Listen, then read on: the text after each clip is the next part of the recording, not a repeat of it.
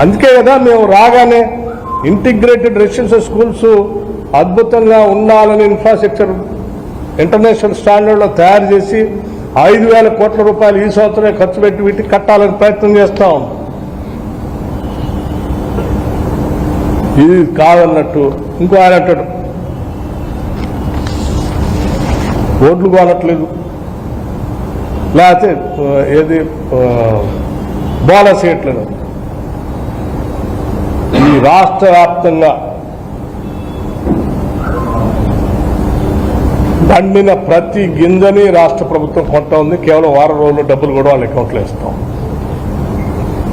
సన్నాలు bonus 500 ఇస్తా అన్నాం, 500 రూపాయలు బోనస్ కూడా వేసేస్తాం. వ్యవసాయానికి మేము ఇచ్చినటువంటి ప్రాధాన్యత చెప్పినట్టుగానే పండిన హైయెస్ట్ పంట ఈరోజు రాష్ట్రంలో పండింది. అది కూడా మీరు చెప్పిన లక్షల కోట్లు అప్పు తీసుకొచ్చి మేము కట్టామనే కాళేశ్వరం లేకుండా గత ప్రభుత్వాలు కట్టించి ఉంచినటువంటి ప్రాజెక్టు ద్వారా పారిన నీళ్లతో ఇప్పటివరకు చరిత్రలో లేనంత ఎక్కువ ఉత్పత్తి, ఆ ఉత్పత్తికి సంబంధించిన వరి ధాన్యాన్ని ప్రతి గింజని రాష్ట్ర ప్రభుత్వం కొంటాం.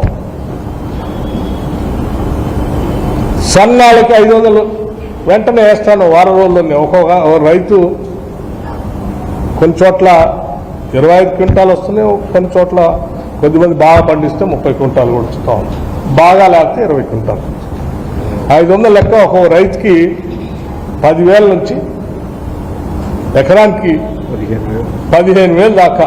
ఒక రైతుకి 10,000, 12,000, 15,000 ఓన్లీ బోనస్ మీదనే పడుతున్నాయి. మేము ఇచ్చేటువంటి మిగతా కాకుండా, సపోర్ట్ ప్రైస్ కాకుండా. అట్లాగే రైతులను ఏం రైతులకి మేము చేసినంతగా మీలాగా 1,00,000 రూపాయలు రుణమాఫీ చేస్తా అన్నారు. మొదటి 14 నుంచి 18 వరకు 4 ఇన్స్టాల్మెంట్లు ఇచ్చి అసలు అట్లా వేసి వడ్డీకే సరిపోయింది. రెండోసారి అయితే అసలు పూర్తి చేయలే. మీరు లాస్ట్లో చివరికి ఏదో తూతు మాత్రం చేసి అది వదిలేశారు. కానీ మేము కేవలం సంవత్సర కాలంలోనే పూర్తి కాకముందే 21,000 కోట్ల రూపాయలు 2 లక్షల వరకు రుణమాఫీ చేస్తామని చెప్పినట్టుగా చేశాం.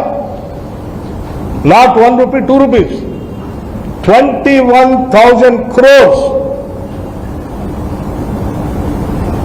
ఓ పక్కన మీరు చేసిన అప్పులకి 66,722 కోట్లు ఆ అప్పు కడుతూ, రైతుల అప్పు కూడా మేము 21,000 కోట్లు హార్డ్ క్యాష్ వాళ్ళ అకౌంట్స్ లో ట్రాన్స్ఫర్ చేశాం.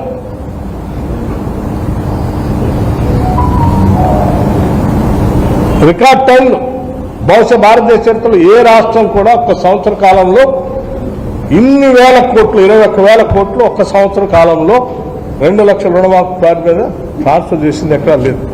First of it's kind Telangana రాష్ట్రం. ఇది దేశానికి మొత్తానికి ఇది ఒక పెద్ద ఆదర్శం. అట్లాగే రైతు భరోసా మేము రాగా